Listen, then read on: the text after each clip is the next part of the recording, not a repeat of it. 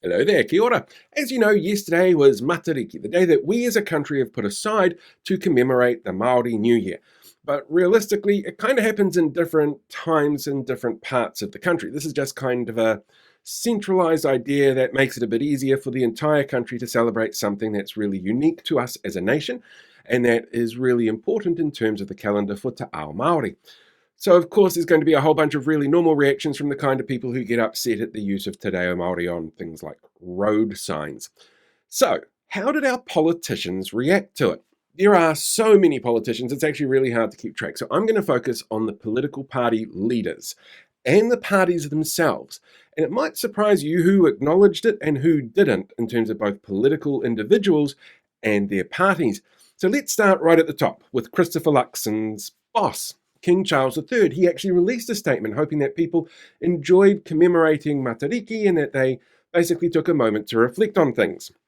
He released that in Te Reo Māori, which is always amazing to see the weird cognitive dissonance that happens in those people who get really angry when things aren't in English, particularly if it's coming from the very English head of state who's living in England.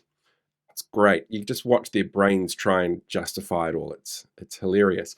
But if Christopher Luxon himself was going to take a page out of the book from King Charles, it was to commemorate the day and notice that it was there, but not to use Te Reo Māori.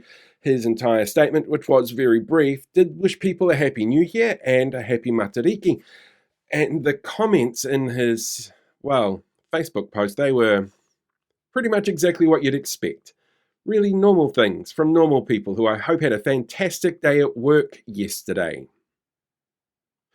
But the National Party itself didn't acknowledge Matariki on their social media feeds. They posted about things like getting tough on gangs or on children who are going into their boot camps, things that research says doesn't work, or spending more money on different forms of public transport while making it more expensive.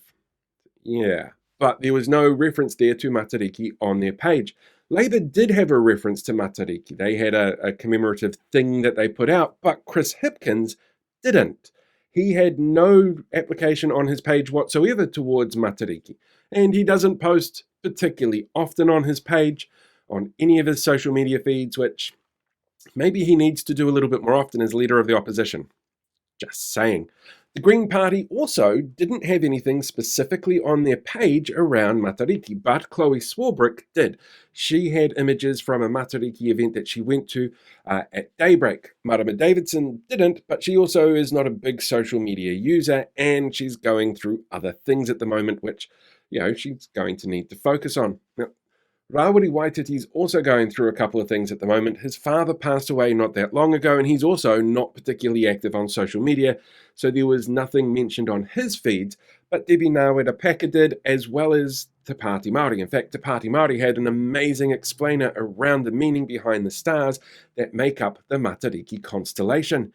New Zealand First did their normal thing of completely ignoring stuff, but trying to appeal to their conspiracy theorist fans quite a bit. On one page, they talked about the new COVID inquiry that they've managed to pass through the line when the first use of the agree to disagree element of the coalition agreement was put in place. And on Facebook, they talked about the removal of the therapeutics products bill, which is going to make it much easier for those grifters who sell online supplements to get away with selling online supplements as part of their grift.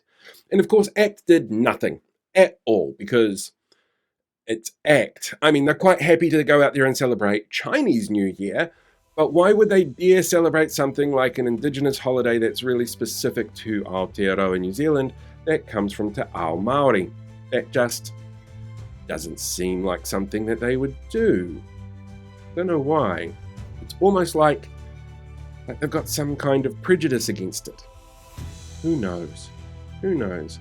Look, either way, however you spent Matariki, whether or not you are a political party leader or a standard individual on the streets who spent the day at home trying to avoid doing pretty much anything like me, I hope that you found something out of the day, even if it was just a day to relax and unwind.